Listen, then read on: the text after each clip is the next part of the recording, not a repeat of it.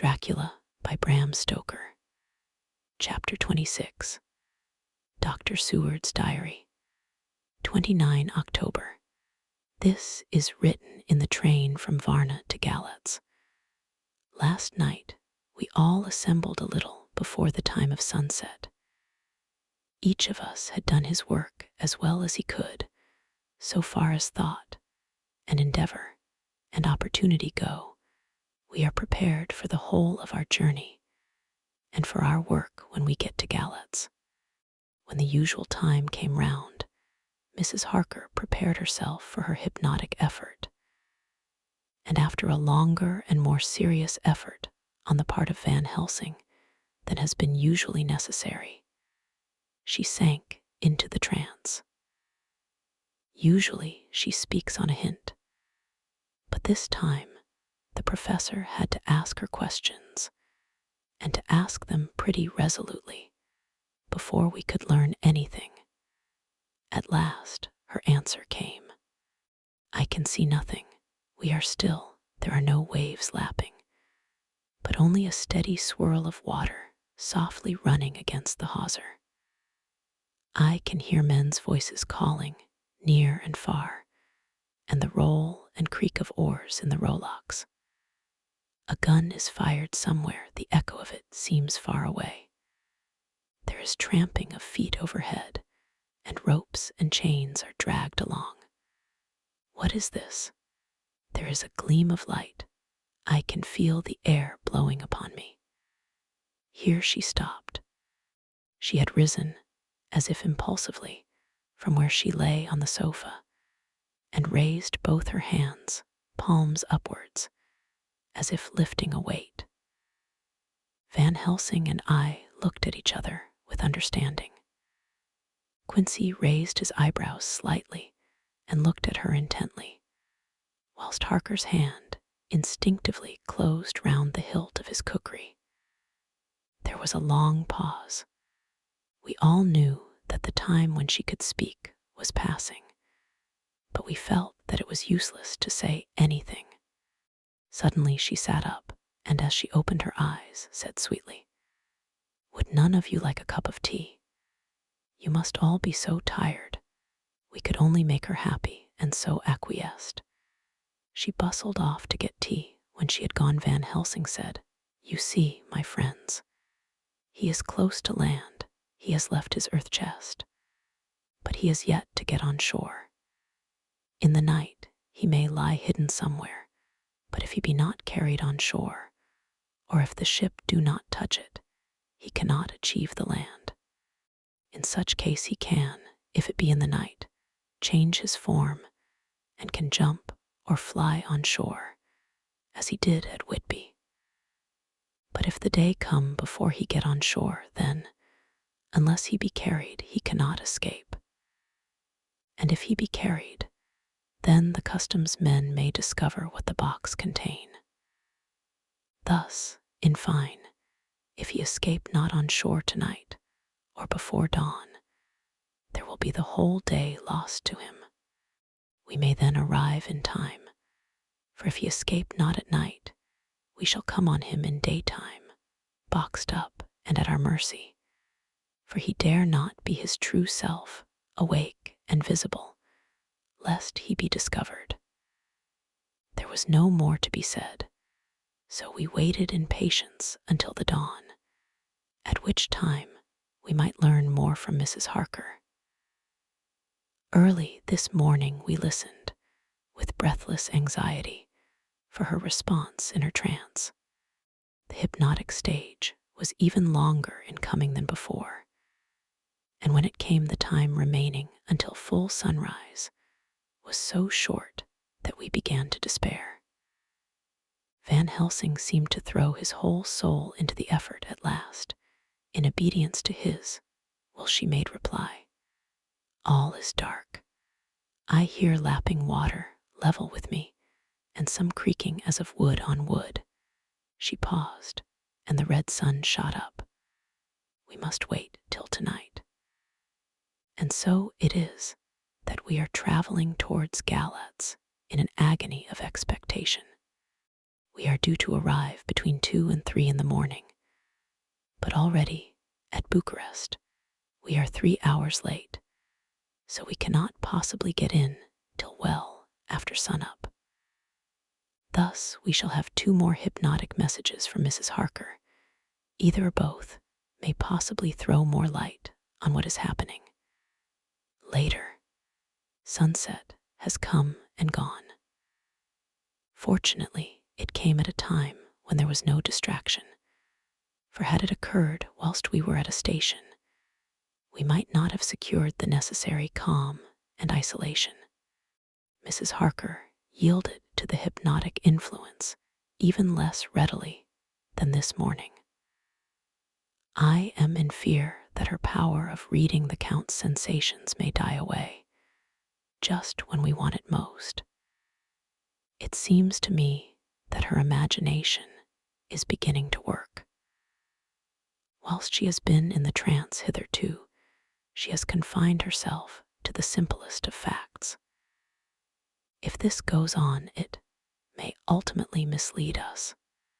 If I thought that the Count's power over her would die away equally with her power of knowledge, it would be a happy thought. But I am afraid that it may not be so. When she did speak, her words were enigmatical. Something is going out. I can feel it pass me like a cold wind. I can hear, far off, confused sounds, as of men talking in strange tongues, fierce falling water, and the howling of wolves. She stopped, and a shudder ran through her, increasing in intensity for a few seconds, till at the end she shook as though in a palsy. She said no more, even in answer to the professor's imperative questioning. When she woke from the trance, she was cold and exhausted and languid, but her mind was all alert. She could not remember anything, but asked what she had said. When she was told, she pondered over it deeply for a long time and in silence. 30 October, 7 a.m. We are near Galatz now, and I may not have time to write later. Sunrise this morning was anxiously looked for by us all. Knowing of the increasing difficulty of procuring the hypnotic trance, Van Helsing began his passes earlier than usual.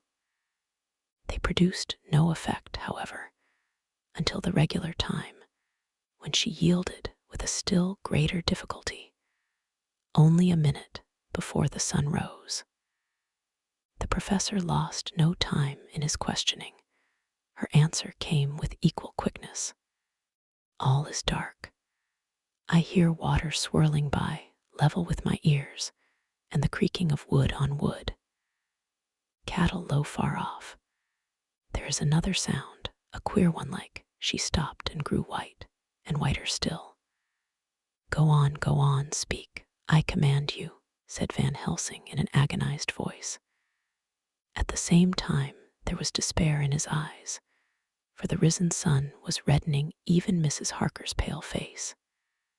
She opened her eyes, and we all started as she said, sweetly, and seemingly with the utmost unconcern, "Oh, Professor, why ask me to do what you know I caw? I don't remember anything." Then, seeing the look of amazement on our faces, she said, turning from one to the other with a troubled look, "What have I said? What have I done?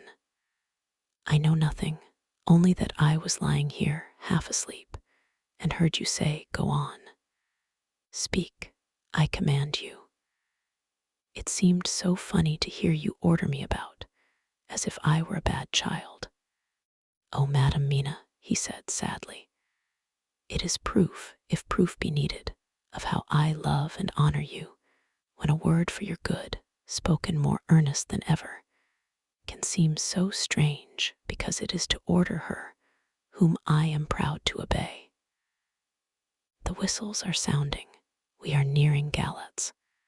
We are on fire with anxiety and eagerness. Mina Harker's journal. 30 October, Mr. Morris took me to the hotel where our rooms had been ordered by telegraph, he being the one who could best be spared, since he does not speak any foreign language. The forces were distributed much as they had been at Varna, except that Lord Godalming went to the vice-consul, as his rank might serve as an immediate guarantee of some sort to the official, we being in extreme hurry. Jonathan and the 2 doctors went to the shipping agent to learn particulars of the arrival of the Tsarina Catherine. Later, Lord Godalming has returned. The consul is away, and the vice-consul sick, so the routine work has been attended to by a clerk. He was very obliging and offered to do anything in his power. Jonathan Harker's journal, 30 October. At 9 o'clock, Dr. Van Helsing, Dr. Seward, and I called on Messrs. Mackenzie and Steinkoff, the agents of the London firm of Hapgood. They had received a wire from London in answer to Lord Godalming's telegraphed request, asking us to show them any civility in their power.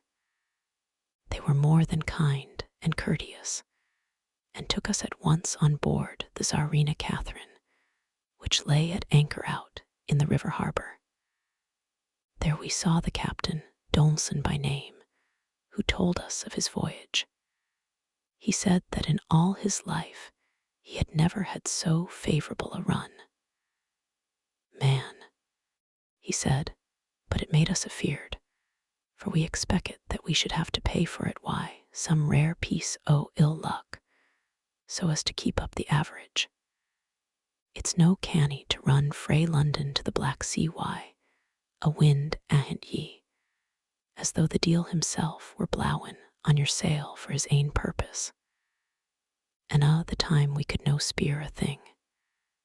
Gin we were nigh a ship, or a port, or a headland, a fog fell on us, and travelled us, till when after it had lifted and we looked out, the deal a thing could we see. We ran by Gibraltar Wiut Bane, able to signal, till we came to the Dardanelles, and had to wait to get our permit to pass. We never were within hail o' aught. At first, I inclined to slack off sail and beat about till the fog was lifted. But whiles I thought that if the deal was minded to get us into the Black Sea quick, he was like to do it, whether we would or no. If we had a quick voyage, it would be no to our miscredit the owners, or no hurt to our traffic, and the old moan who had served his ain purpose wad be decently grateful to us for no hindering him. This mixture of simplicity and cunning, of superstition and commercial reasoning, aroused Van Helsing, who said, "Mine friend, that devil is more clever than he is thought by some, and he know when he meet his match." The skipper was not displeased with the compliment, and went on. When we got past the Bosphorus, the men began to grumble. Some o' them, the Romanians, came and asked me to heave overboard a big box which had been put on board by a queer-looking old man just before we had started frae London. I had seen them speer at the fellow and put out their 2 fingers when they saw him, to guard against the evil eye. Man, but the superstition of foreigners is perfectly ridiculous. I sent them about their business pretty quick, but as just after a fog closed in on us, I felt a wee bit as they did anent something, though I wouldn't say it was agin the big box. Well, on we went, and as the fog didn't let up for 5 days, I juiced let the wind carry us, for if the deal wanted to get somewheres, well, he would fetch it up a reet. And if he didn't, Well, we'd keep a sharp lookout anyhow. Sure enough, we had a fair way and deep water all the time. And 2 days ago, when the morning sun came through the fog, we found ourselves just in the river opposite Galatz. The Romanians were wild and wanted me right or wrong to take out the box and fling it in the river. I had to RGY them a booted wy a handspike. And when the last O them rose off the deck wy his head in his hand, I had convinced them that evil eye or no evil eye, the property and the trust of my owners were better in my hands than in the river Danube. They had, mind ye, taken the box on the deck ready to fling in, and as it was marked Galatz via Varna, I thought I'd let it lie till we discharged in the port and get rid o' altogether. We didn't do much clearin' that day, and had to remain the nisht at anchor.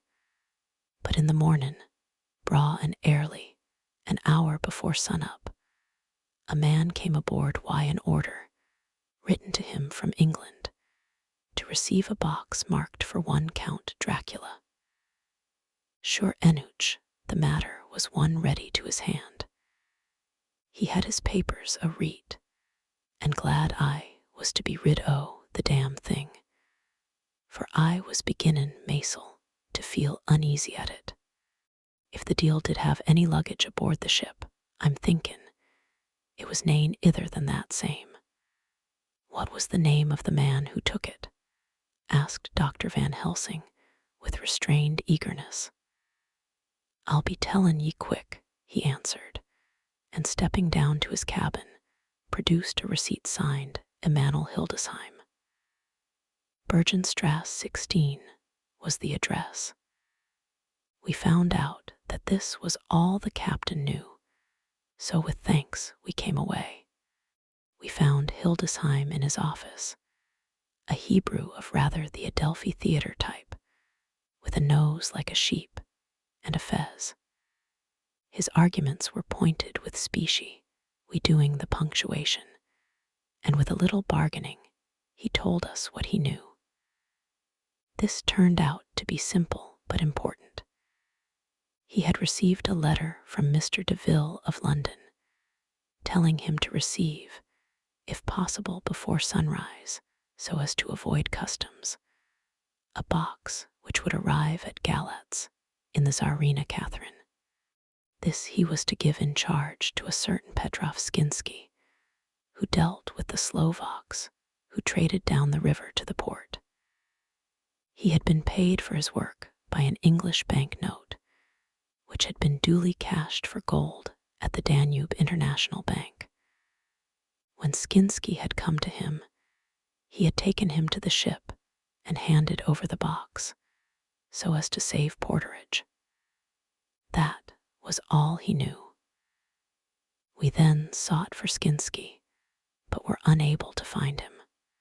One of his neighbors, who did not seem to bear him any affection, said that he had gone away 2 days before, no one knew whither. This was corroborated by his landlord, who had received by messenger the key of the house together with the rent due in English money.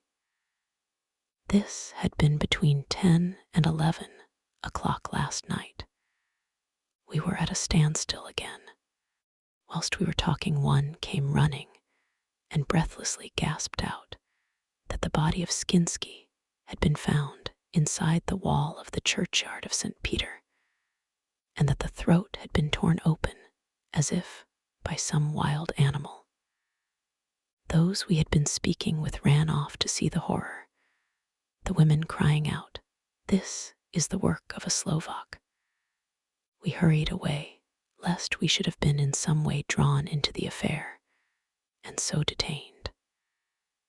As we came home, we could arrive at no definite conclusion. We were all convinced that the box was on its way by water to somewhere, but where that might be we would have to discover. With heavy hearts, we came home to the hotel to Mina. When we met together, the first thing was to consult as to taking Mina again into our confidence. Things are getting desperate, and it is at least a chance, though a hazardous one. As a preliminary step, I was released from my promise to her. Mina Harker's journal, 30 October evening. They were so tired and worn out, and dispirited that there was nothing to be done till they had some rest. So I asked them all to lie down for half an hour, whilst I should enter everything up to the moment. I feel so grateful to the man who invented the traveler's typewriter, and to Mr. Morris for getting this one for me. I should have felt quite astray doing the work if I had to write with a pen. It is all done, poor dear Jonathan. What he must have suffered, what must he be suffering now? He lies on the sofa, hardly seeming to breathe, and his whole body appears in collapse. His brows are knit, his face is drawn with pain. Poor fellow, maybe he is thinking, and I can see his face all wrinkled up with the concentration of his thoughts. Oh, if I could only help it all. I shall do what I can. I have asked Dr. Van Helsing, and he has got me all the papers that I have not yet seen. Whilst they are resting, I shall go over all carefully, and perhaps I may arrive at some conclusion. I shall try to follow the professor's example and think without prejudice on the facts before me. I do believe that under God's providence, I have made a discovery. I shall get the maps and look over them. I am more than ever sure that I am right. My new conclusion is ready, so I shall get our party together and read it. They can judge it. It is well to be accurate, and every minute is precious. Mina Harker's memorandum, entered in her journal, ground of inquiry. Count Dracula's problem is to get back to his own place. He must be brought back by someone. This is evident, for had he power to move himself as he wished, he could go either as man, or wolf, or bat, or in some other way. He evidently fears discovery or interference, in the state of helplessness in which he must be confined, as he is between dawn and sunset in his wooden box. How is he to be taken? Here a process of exclusions may help us. By road, by rail, by water. One by road, there are endless difficulties, especially in leaving the city. There are people, and people are curious and investigate. A hint, a surmise, a doubt as to what might be in the box would destroy him.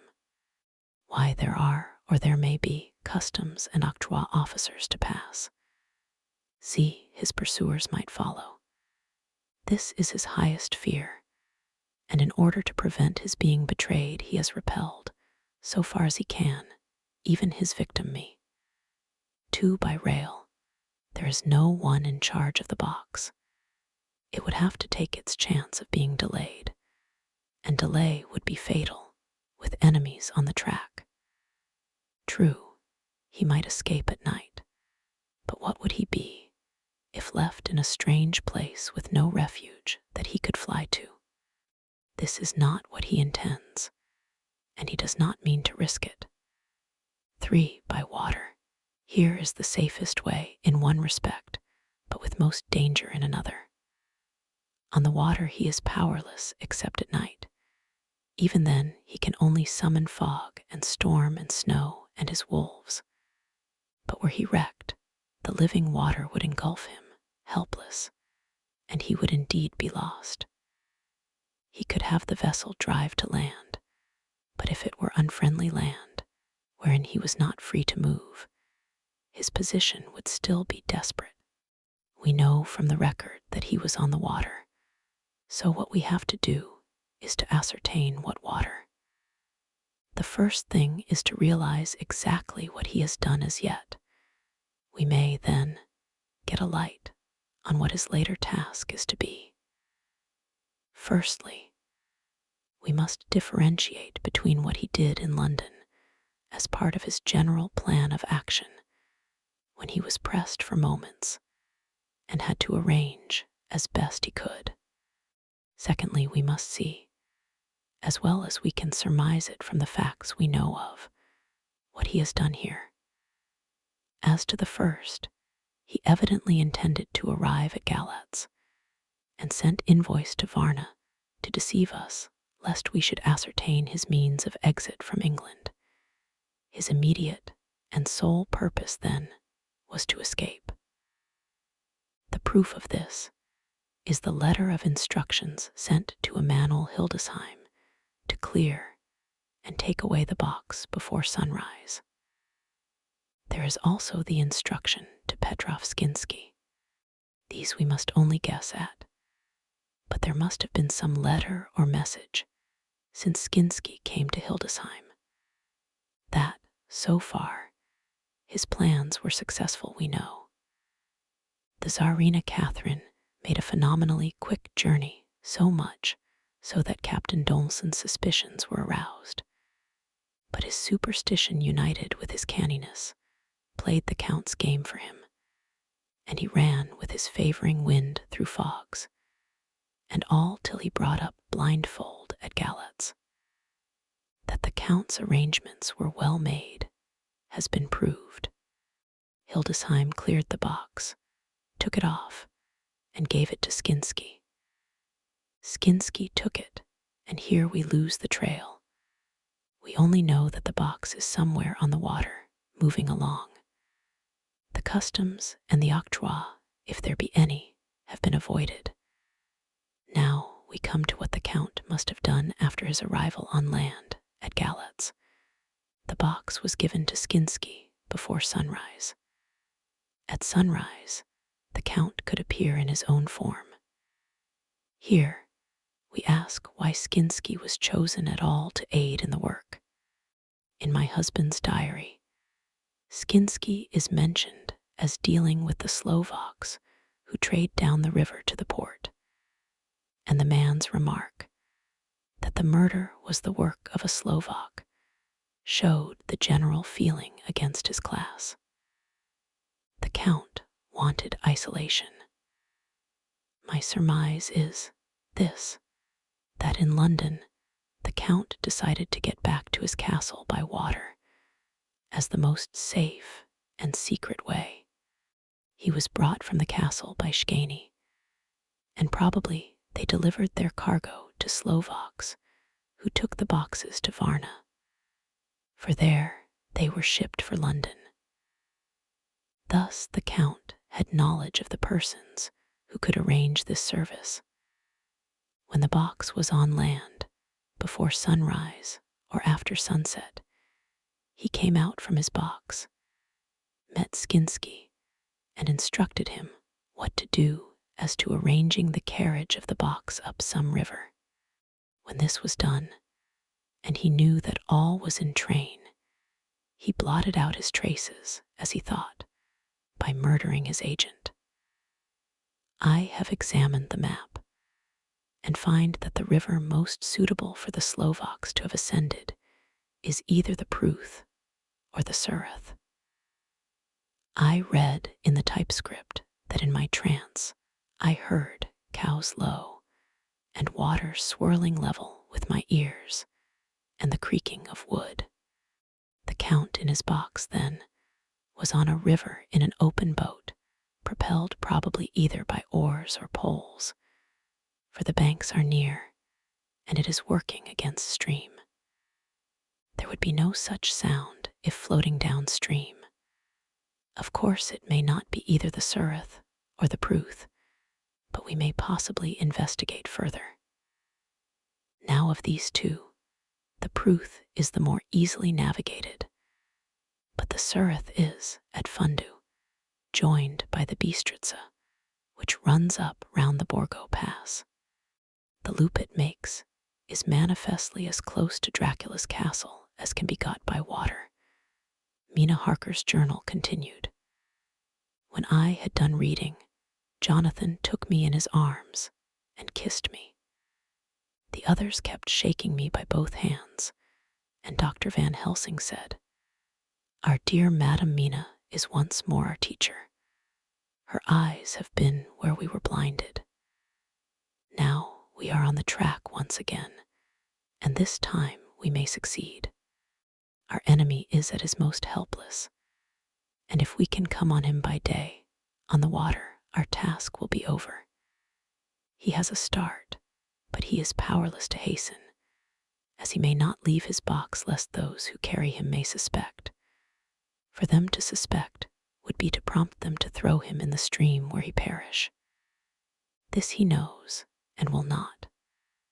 Now, men, to our council of war for here and now, we must plan what each and all shall do." "I shall get a steam launch and follow him," said Lord Godalming. "And I horses to follow on the bank lest by chance he land," said Mr. Morris. "Good," said the professor, "both good. But neither must go alone. There must be force to overcome force if need be. The Slovak is strong and rough, and he carries rude arms." All the men smiled, for amongst them they carried a small arsenal.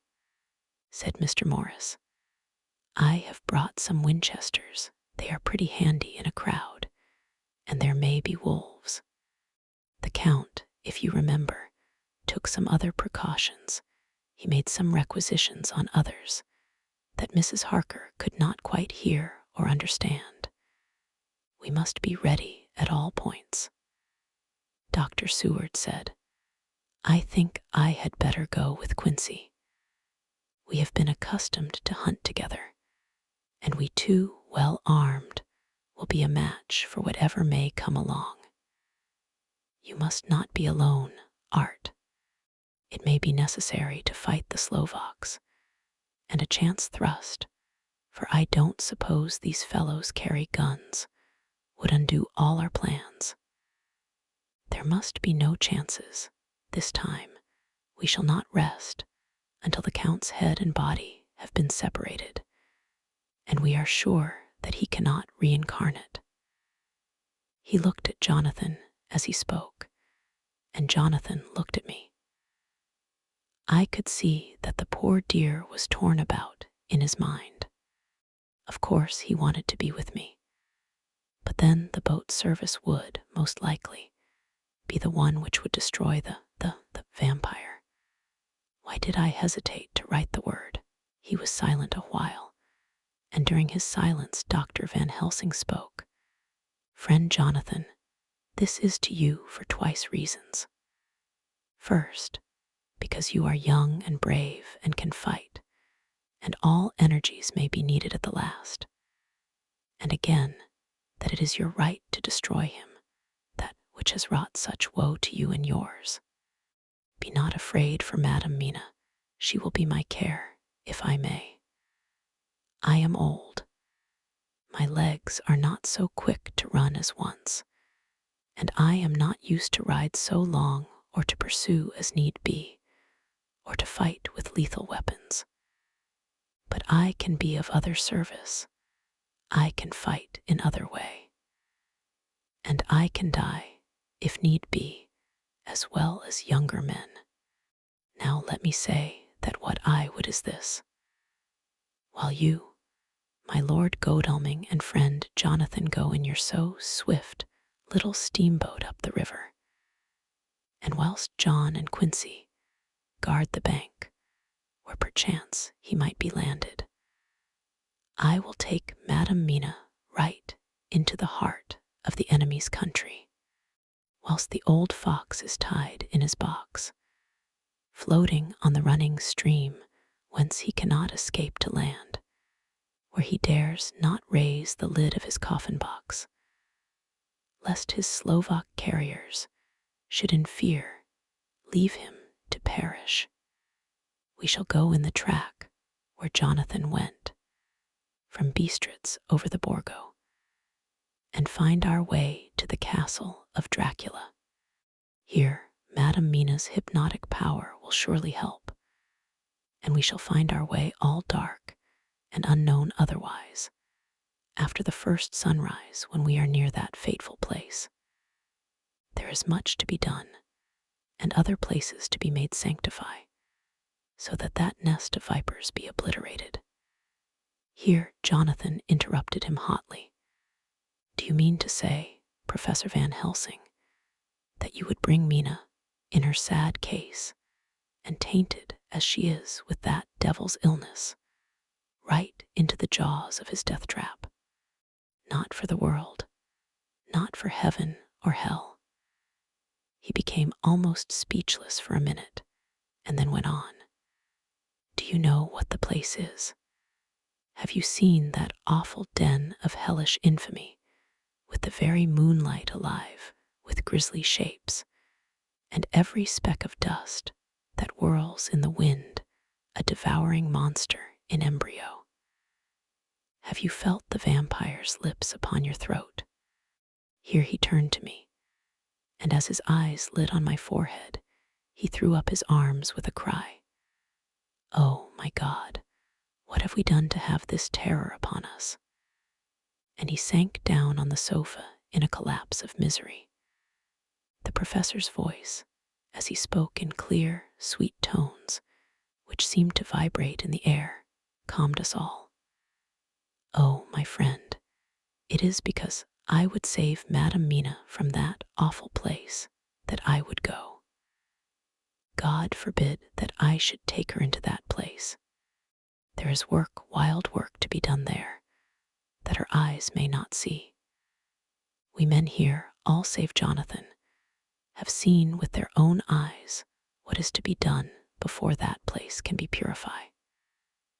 Remember that we are in terrible straits. If the Count escape us this time, and he is strong and subtle and cunning, he may choose to sleep him for a century, and then in time our dear one, he took my hand, would come to him to keep him company, and would be as those others that you, Jonathan, saw, who have told us of their gloating lips. You heard their ribald laugh as they clutched the moving bag that the Count threw to them. You shudder, and well may it be. Forgive me that I make you so much pain, but it is necessary. My friend, is it not a dire need for the which I am giving, possibly my life? If it were that anyone went into that place to stay, it is I who would have to go to keep them company.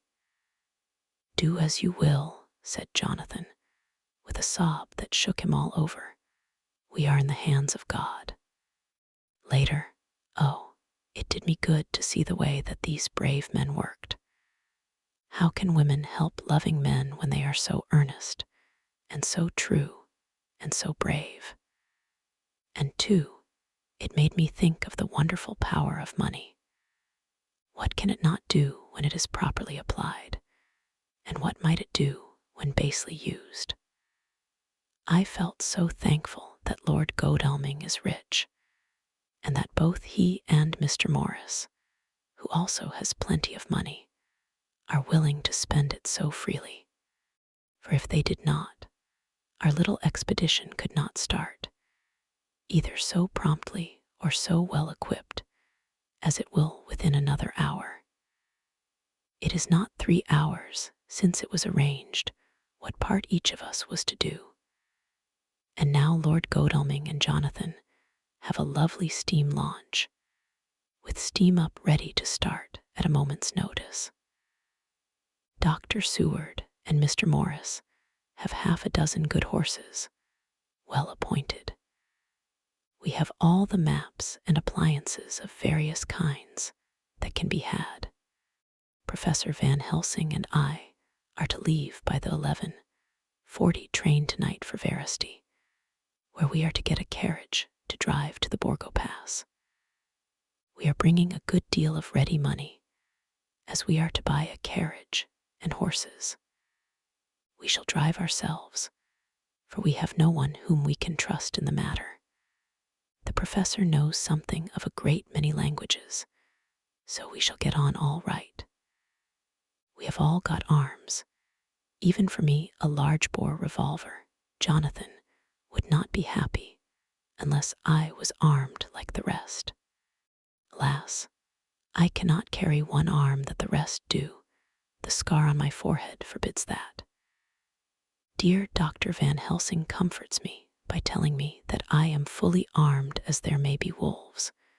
The weather is getting colder every hour, and there are snow flurries which come and go as warnings. Later, it took all my courage to say goodbye to my darling. We may never meet again. Courage, Mina. The professor is looking at you keenly. His look is a warning. There must be no tears now, unless it may be that God will let them fall in gladness. Jonathan Harker's Journal, October 30. Night. I am writing this in the light from the furnace door of the steam launch. Lord Godalming is firing up. He is an experienced hand at the work, as he has had for years a launch of his own on the Thames, and another on the Norfolk Broads. Regarding our plans, we finally decided that Mina's guess was correct, and that if any waterway was chosen for the Count's escape back to his castle, the Surrey, and then the Bistritza at its junction, would be the one.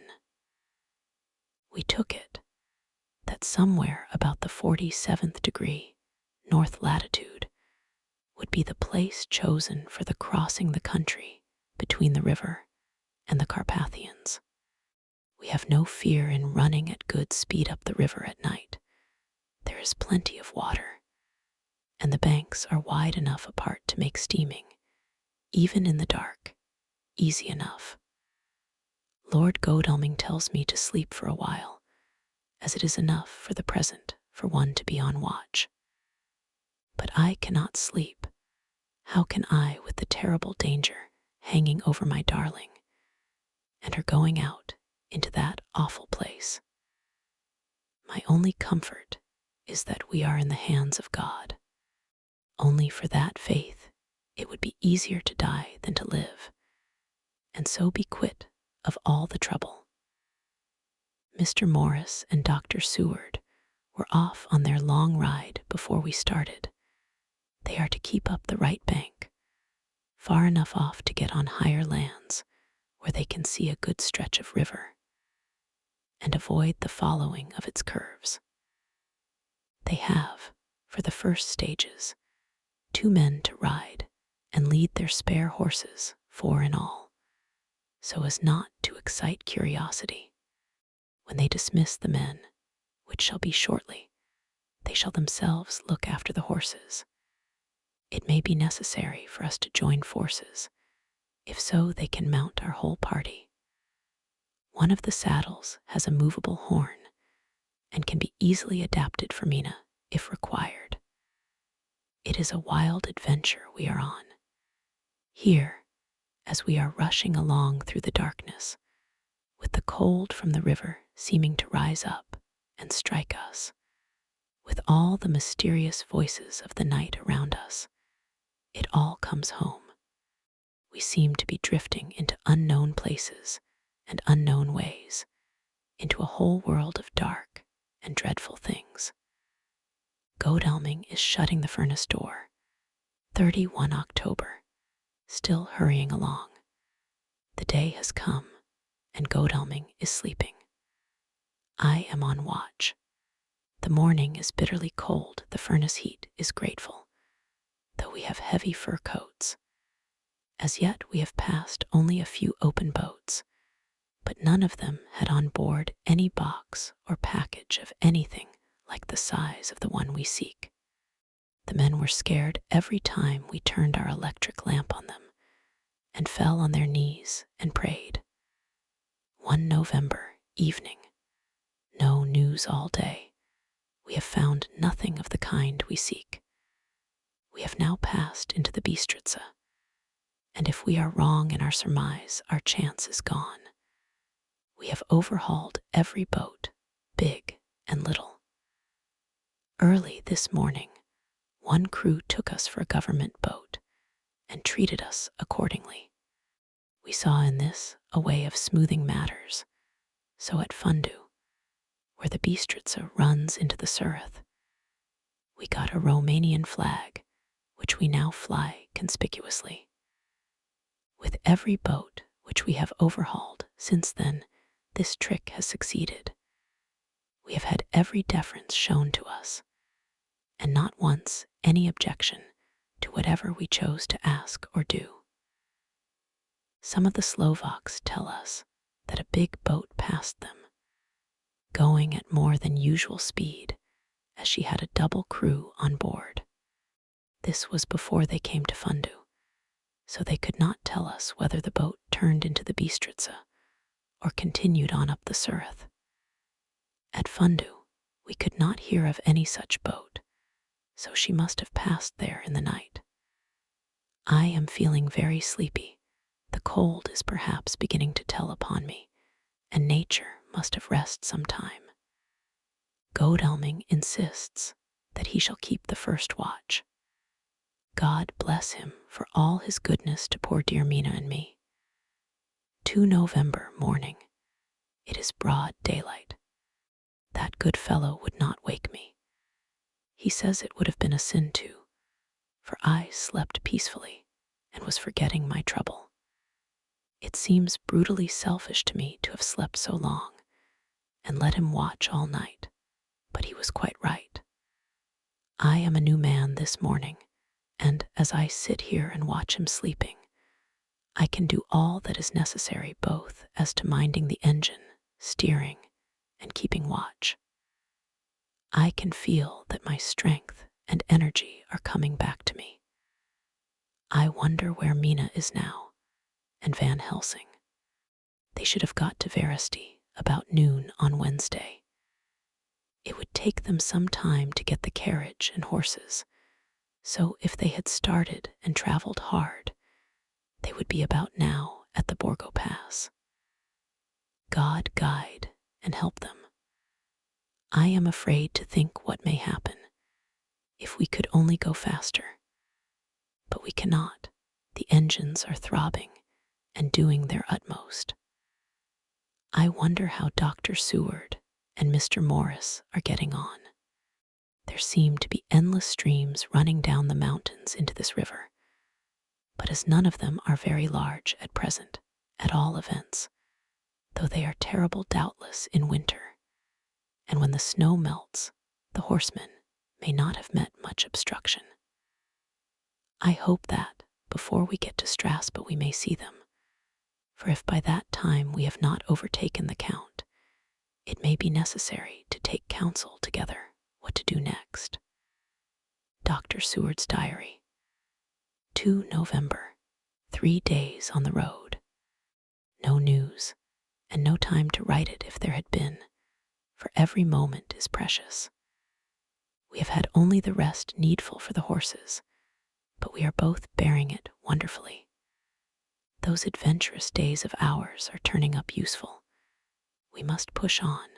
We shall never feel happy till we get the launch in sight again. 3 November. We heard at Fundu that the launch had gone up the Bistrica. I wish it wasn't so cold. There are signs of snow coming, and if it falls heavy, it will stop us. In such case, we must get a sledge and go on Russian fashion. 4 November. Today we heard of the launch having been detained by an accident when trying to force a way up the rapids. The Slovak boats get up all right by aid of a rope and steering with knowledge. Some went up only a few hours before. Godalming is an amateur fitter himself, and evidently it was he who put the launch in trim again. Finally, they got up the rapids all right, with local help, and are off on the chase afresh. I fear that the boat is not any better for the accident. The peasantry tell us that after she got upon smooth water again, she kept stopping every now and again so long as she was in sight. We must push on harder than ever. Our help may be wanted soon. Mina Harker's journal, 31 October, arrived at Veresti at noon. The professor tells me that this morning at dawn, he could hardly hypnotize me at all, and that all I could say was, dark and quiet. He is off now buying a carriage and horses. He says that he will later on try to buy additional horses so that we may be able to change them on the way. We have something more than 70 miles before us. The country is lovely and most interesting. If only we were under different conditions, how delightful it would be to see it all. If Jonathan and I were driving through it alone, what a pleasure it would be to stop and see people and learn something of their life, and to fill our minds and memories with all the color and picturesqueness of the whole wild, beautiful country and the quaint people. But alas, later, Dr. Van Helsing has returned. He has got the carriage and horses. We are to have some dinner and to start in an hour. The landlady is putting us up a huge basket of provisions. It seems enough for a company of soldiers. The professor encourages her and whispers to me that it may be a week before we can get any good food again. He has been shopping too, and has sent home such a wonderful lot of fur coats and wraps, and all sorts of warm things. There will not be any chance of our being cold. We shall soon be off. I am afraid to think what may happen to us. We are truly in the hands of God. He alone knows what may be, and I pray him, with all the strength of my sad and humble soul, that he will watch over my beloved husband, that whatever may happen, Jonathan may know that I loved him and honored him more than I can say, and that my latest and truest thought will be always for him.